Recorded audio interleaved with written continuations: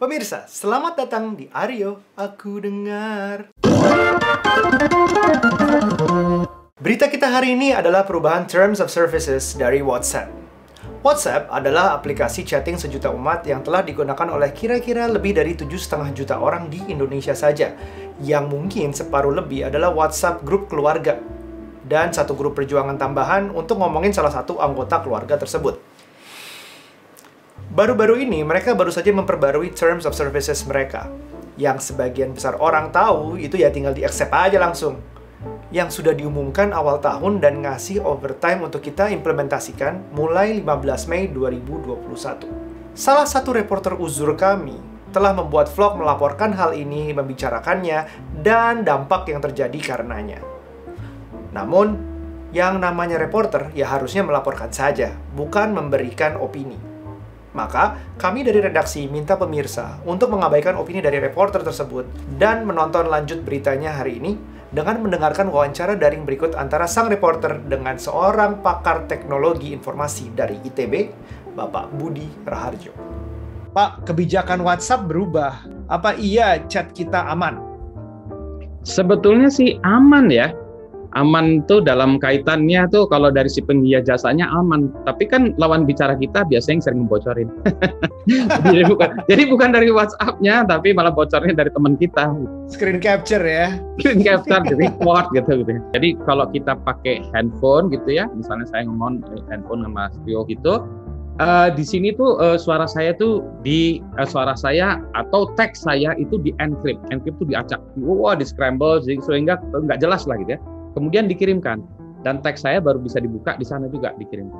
Jadi si WhatsApp itu atau operator itu dia hanya di tengah-tengah itu, dia kalaupun dia mau nyadap, ya yang disadap sampah. Jadi kita aman. Jadi semuanya data itu di tengah-tengah tuh nggak ada yang ini nggak bisa buka lah gitu ya, hanya di handphone pengirim dan penerima. Dan kuncinya itu cuma ada di pengirim dan penerima ya Pak ya? Betul. Iya, baik. Lalu kenapa ada perubahan Pak? Apa yang berubah dari sebelumnya? Oke. Nah biasanya kalau setiap perusahaan itu ya memang selalu mengupdate terms of condition, privacy policy gitu ya. Nah yang ini bagus, menurut saya malah bagus ya. Kalau dulu itu kan kita gelap ya. Ini WhatsApp tuh ngapain ya dia ngumpulin apa-apa. Nah sekarang di privacy policy-nya itu dijelaskan malah lebih gamblang. Apa aja yang mereka kumpulkan, gimana cara mereka mengumpulkan data, dan lain sebagainya. Jadi kalau yang itunya tuh malah bagi saya malah clean, malah jelas. Yang berubah, ada sih yang berubahnya. Yang berubahnya itu terkait dengan WhatsApp Business. Nah itu yang agak berubah gitu. Lebih jelas maksudnya, berubah lebih jelas. Kalau yang biasa yang kita pakai itu, yang biasanya orang-orang pakai WhatsApp Messenger itu nggak berubah sih. Oke. Lalu boleh cerita sedikit tentang apa itu WhatsApp Business? Kalau nggak salah WhatsApp sendiri ada 3 produk. WhatsApp yang biasa kita pakai, WhatsApp for Business, dan WhatsApp Business API ya. Yang 2 terakhir itu mungkin banyak yang masih bertanya-tanya, apakah itu? Jadi apakah WhatsApp Business dan WhatsApp Business API? Kalau WhatsApp biasa yang kita pakai itu ya, kita personal kayak kita sekali hari itu WhatsApp Messenger biasa, itu ya informasi yang ada di WhatsApp kita tuh biasanya tentang kita tuh profile picture kita kan ya, foto kita. Betul. Ini namanya Budi Raharjo, nomor handphone saya ini, ya udah gitu aja gitu.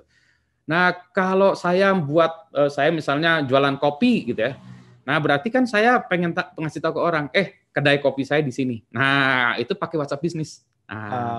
Pakai WhatsApp Business. Termasuk ada katalog-katalog ya, barang-barangnya, produk yang dijual ya. Betul, WhatsApp Business. Terus ada jam bukanya juga. Saya buka 24 jam misalnya gitu ya. Atau itu ada di situ. Terus itu ada fitur-fitur lain. Fitur misalnya dia template menjawab secara otomatis. Jadi intinya kalau saya kayak perusahaan UMKM lah ya, yang kecil-kecilan itu, nah saya pakai WhatsApp Business. Satunya lagi WhatsApp Business API itu apa Pak? Nah, API ini kalau perusahaan besar, misalnya saya perusahaan penerbangan gitu kan, ya kan saya punya website, terus ada orang-orang mau lihat-lihat, terus mau chat segala macam gitu ya. Kan saya nggak ngelayanin dengan satu orang tuh, berarti saya punya satu tim di belakang. Nah, itu lebih kompleks lagi, pakai API. Jadi WhatsApp menyediakan software atau layanan atau API tadi, yang mana perusahaan-perusahaan itu bisa pakai itu. Nanti bisa ada jawabannya, masuk ke dalam database, segala macam, lebih kompleks lah. Jadi itu benar-benar untuk bisnis gede lah. Umumnya kalau bisnis kecil nggak pakai WhatsApp Business API. Jadi WhatsApp Business API itu kurang lebih adalah otomasi ya. Jadi kayak misalnya ada pesan yang masuk, diotomatiskan dengan data yang diberikan oleh yang memberikan pesan itu dikembalikan dengan jawaban yang sudah direncanakan, diotomasikan yang untuk mengurangi pengulangan dan mempercepat proses kerja untuk bisnis-bisnis yang utamanya besar misalnya. Baik, baik. Oh itu ya, jadinya WhatsApp for Business and WhatsApp for Business API. Kalau ada nih topik tambahannya tentang ngomongin banyak yang penasaran WhatsApp privacy itu, WhatsApp menjaga nggak sih, benar bisa baca nggak sih, tadi kita udah dijawab, tapi kok masih ada yang merasa bahwa, oh kita ngomong-ngomong sedikit di WhatsApp, tentang misalnya suatu produk yang belum pernah kita bicarakan dengan teman kita atau di grup, terus tiba-tiba nggak lama kemudian ada iklan di Instagram atau Facebook yang kita tahu semua adalah satu grup dengan WhatsApp. Bagaimana ceritanya bahwa itu kok bisa tahu mereka, ada banyak yang bertanya seperti itu. Nah itu gimana Pak? Ya, jadi perlu dipastikan dulu ya bahwa sebenarnya kalau kita bicara gini, itu nggak didengarkan oleh WhatsApp, tidak didengarkan oleh Facebook ya. Chat kita tuh nggak kebaca. Grup juga demikian ya, kalau kita ngobrolin di grup nggak demikian. Nah, sekarang tadi pertanyaan, kok tiba-tiba keluar iklan di mana-mana ya? Nah itu di Facebook keluar iklan, di Instagram keluar iklan gitu ya. Nah, sebenarnya ada penjelasannya sih, ada bacaannya ya, nanti bisa diinikan bacaannya, ada ceritanya lah gitu. Tetapi tidak, jadi sebetulnya itu satu boleh jadi memang kebetulan, karena kebetulan kalau kita diskusi kayak gini ya kan kita juga kadang-kadang browsing kemana-mana juga tuh kan ya. Kita lupa, sebenarnya kita browsing kemana-mana juga, buka search engine, ngobrolinnya di mana gitu. Jadi itu juga dari situ. Nah, biasanya kalau kita membuka browser itu ada cookies ya. Cookies itu yang ya satu teks panjang yang digunakan untuk tracking. Oh, saya lagi senang ini gitu. Satu itu. Yang kedua, kadang-kadang juga ada tren. Kebetulan memang trennya sama dengan yang kita yang lagi kita bahas. Ini lagi orang-orang tren sepeda misalnya. Ya, penawarannya sepeda. Terus yang ketiga bisa juga karena pola perhubungan kita ya, pertemanan kita. Nah, temannya kita itu sedang apa, senangnya apa, ya mungkin disarankan juga. Tapi dia pasti tidak membaca kita, gitu. Tidak. Jadi tidak. Bisa juga dari kebetulan-kebetulan atau pola pertemanan kita ya. Betul. Itu pengaruh ya. Atau misalnya teman kita yang berbrowsing, teman kita lagi suka apa, pakai apa, itu semua mungkin ngaruh kali ya. Betul. Baik. Menjawab sepertinya. Lalu nah, mumpung kita lagi ngobrolin privacy and security, ini ada cerita yang sering banget terjadi di teman-teman saya. Sedih banget sepertinya, tapi ya memang terjadi. Baru saja terjadi, teman saya WhatsApp-nya dihack. Boleh cerita nggak bagaimana sih proses hacking itu terjadi kira-kira? Ada macam-macam caranya. Jadi ada salah satu caranya sebenarnya orang menyaru, tidak nge-hack WhatsApp kita. Jadi misalnya dia beli nomor baru gitu ya, terus dia kasih profile picture-nya Mas Aryo gitu, terus saya kasih nama aja gitu kan, bisa juga kan ya. Jadi seolah-olah benar-benar Mas Aryo dilihat, oh ini teman-temannya ini di Facebook-nya, udah kita kirimin satu-satu itu. Jadi sebenarnya kita nggak kena hack, tapi orang lain menyangka itu WhatsApp-nya kita. Ya karena nomornya bukan nomornya, karena ini yang namanya ngakunya gitu, profile picture-nya juga profile picture kita itu. Jadi satu itu enggak. Yang kedua, boleh jadi kena itu biasanya dengan metodologi yang kita namakan social engineering. Social engineering itu bujukin, kita ajak ngomong, Mas gini sekolahnya di mana? Wah Mas ganteng ya gitu, dan segala macam ya. Terus tanpa kita sadari gitu ya, kita terbujuk dengan melakukan sesuatu. Biasanya terkait dengan kita harus melakukan sesuatu. Biasanya itu terkait dengan ngeklik sesuatu lah, apalah, tapi harus action ya. Nggak ada hacking yang sifatnya kita pasif ya, pasif terus nggak ada apa-apa, itu bukan nggak ada ya, jarang. Kalau itu biasanya terjadi, wah itu servernya WhatsApp di sana itu dihajar habis-habisan. Nah kalau itu yang kena hack bukan kita sendiri, biasanya pasti semua ini pengguna WhatsApp. Jadi biasanya begitu. Tapi ini kalau benar-benar nomornya dia, itu berarti hacking beneran apa gimana? Ya biasanya kalau gitu berarti ada sesuatu yang biasanya dia kejadian yang dia ya mungkin dia lupa ada gini, tapi sebetulnya dia melakukan sesuatu. Nah, ada juga yang jarang terjadi juga. Yang jarang terjadi itu sebetulnya handphonenya kena take over juga. Jadi bukan lewat WhatsApp-nya ya, tapi handphonenya lewat ke take over lewat aplikasi apa, dia download aplikasi apa, itu juga terjadi juga gitu. Ya lewat aplikasi apa pasang, handphonenya kena masukan, ya udah dari itu. Tapi biasanya kalau gitu juga bukan WhatsApp-nya aja yang kena ya, biasanya WhatsApp-nya kena lah, aplikasi yang lain-lain kena. Jadi itu masalahnya yang handphone yang di take over sih. Jadi semacam ada Trojan horse, malware Trojan horse yang akhirnya Akhirnya biasanya ada beberapa aplikasi kan meminta izin-izin menggunakan mikrofon, konteks, Oh, kalender segala macam. Tiba-tiba ada oh, yang ambil aplikasi alih. ini tidak bonaf apa ya, tidak legit lah. Terus Ya. akhirnya ambil alih. Oh, baik baik baik. Ada lagi Mungkin Mas, ada lagi juga ya ada gini. Kadang lagi. kita juga menggunakan WhatsApp yang di komputer misalnya ya. Kita ngambilnya dari sana. Hmm. Nah, yang di situ take over juga bisa juga. Jadi WhatsApp-nya bukan yang dari handphone, yang di take over yang dari komputernya bisa jadi gitu juga. Nah, Jadi memang ada macam-macam. Harus oh dilihat ya, ada baik-baik ya. macam-macam. Nah, Oke, oke. sebenarnya langkahnya apakah begitu aja kita tunggu aja? Apakah ada langkah dari WhatsApp untuk dapat balik gitu, atau kita melapor ke cyber police atau gimana ya? Ada macam-macam sih. Kalau kalau saya biasanya saya cek dulu ke WhatsApp-nya kan ada ya selalu ada mereka punya semua layanan tuh punya pelaporan ya. Bagaimana kalau ada abuse kasus lapor ke sana bahwa nomor WhatsApp saya di take over gitu ya. Itu satu gitu ya. Kalau yang take over adalah nomor handphone berarti kita lapor ke operatornya ya. Operatornya bahasa saya nomor handphone saya ke take over semua aplikasi kena take over gitu ya. Jadi Oke, oke. ada macam itu. Nah, biasanya kalau memang kasusnya berat sekali, baru lapor ke pihak-pihak tertentu. Sebagai contoh, kebetulan saya kan menjalankan yang namanya IDSET ya, Indonesia Hmm. Computer Emergency Response Team. Kebetulan kami menangani layanan-layanan gitu, tapi kalau yang kasus-kasus gini, karena saking banyaknya kami nggak sanggup. Ini udah banyak sekali dulu Facebook saya kena take over Wow. segala macam gitu. Cuma kami punya layanan khusus kalau memang kasusnya itu menyangkut high rank officer. Kalau high rank officer kami memang punya jalur khusus sehingga kami langsung meminta bantuan katakanlah Facebook lah atau pihak-pihak lain untuk menutup akun palsu itu, akun abal-abal itu supaya nggak lanjut Ah. lagi. Salah satu yang bisa dilakukan untuk mencegah, bukan membenarkan, adalah two-step verification. WhatsApp juga punya two-point verification, itu bisa ada di settingnya.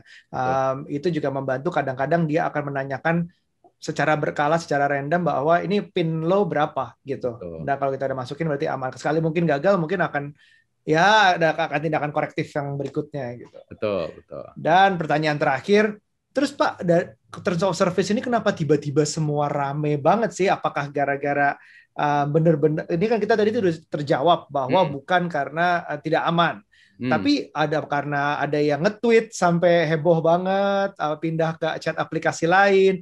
Kenapa sih? Kenapa tiba-tiba rame banget? Kalau menurut saya biasalah ya, kalau netizen kan sering baca judul nggak baca isi ya. Saya yakin banyak orang yang nggak baca itu privacy policy-nya WhatsApp. Saya yakin banget itu. Iya, karena nggak pendek ya Pak ya. Itulah ya. Tapi yang kalau menurut saya ya privacy policy-nya WhatsApp ini bagus. Yang sekarang ini versinya bagus. Menurut saya mudah dicerna itu. Kalau dulu yang lain-lainnya itu complicated, itu ada yang halamannya panjang segala macam. Ini dia jelas. Satu, data apa aja yang saya kumpulkan dari Anda? Dijelasin tuh datanya ini. Terus yang kedua, gimana saya dapat data dari Anda? Gitu ya, udah. Misalnya saya dapat kartu Anda daftar dari pihak lain, itu dijelasin. Yang ketiga, kalau saya udah punya data, ini saya apain datanya? Nah, itu jelas. Jadi dia jelas sekali. Jadi bagi saya senang. Oh, jadi dia transparan. Dia transparan itu. Nah, ada satu lagi yang sebetulnya jadi saya masalah ini, tapi ada satu lagi yang sebetulnya agak sedikit berbeda, itu yang menurut saya yang bisnis itu. Yang bisnis tuh begini. Kalau yang tadi yang messenger yang pribadi nggak ada masalah. Nah, yang bisnis tuh gini. Kan saya misalnya pakai WhatsApp bisnis tadi ya, WhatsApp bisnis, saya bisa menjalankan WhatsApp bisnis itu dikelola oleh pihak lain. Nah, itu kan belum ya. Jadi WhatsApp itu saya dengan izin kita ya. Dengan izin kita, saya malas ngurusin gini-gini, saya minta bantuan pihak lain, tolonglah dikelolain ininya. Jadi seolah-olah kita quote unquote punya call center sendiri lah ya sama si WhatsApp. Jadi ada banyak perusahaan yang bisa menjalankan gitu. Nah, kalau data kita dihostingkan di perusahaan gitu, berarti kan dia harus bisa membuka data kita ya. Jadi sebetulnya, nah itu yang kalau menurut WhatsApp ya klaim kita bahwa kita ini off. Jadi WhatsApp tidak bisa menjamin kalau datanya sudah pindah ke pihak lain. Atau kalau misalnya kita store data kita di cloud kita sendiri gitu kan ya. Nah, kan itu udah di luar kendali WhatsApp, itu nggak bisa. Nah, tapi yang bisnis tadi itu kalau dikelola oleh pihak lain, WhatsApp juga angkat tangan. Itu kan maksudnya itu di sana ya, tapi yang ininya jalurnya itu tetap, tapi begitu data itu. Satu lagi, WhatsApp juga bisa minta bantuan Facebook untuk bukan WhatsApp bisnis ya, kita bisa minta bantuan Facebook. Kita pakai ininya layanannya Facebook juga terintegrasi nanti ya dengan Facebook. Kita buat apa iklannya muncul di Facebook, iklan bisnis ya segala macam gitu. Nah, itu juga ya, kita menggunakan layanan Facebook gitu. Berarti kita harus membuka diri juga ya, tapi dengan kesadaran kita ya, bukan itu. Tetap pembicaraan itu tetap nggak ada ininya. Nah, misalnya Mas Aryo ini punya WhatsApp bisnis ya. Saya pas ini ngechat, ini WhatsApp bisnis nih, ngeri nih. Saya nggak mau gitu. Boleh juga saya sebagai yang biasa. Itu ada ininya, ada bedanya tuh. Ada tulisannya. This is WhatsApp business account. Nah, bagusnya WhatsApp itu bilang gitu, ini WhatsApp business account gitu. Jadi saya bilang, ntar dulu ya.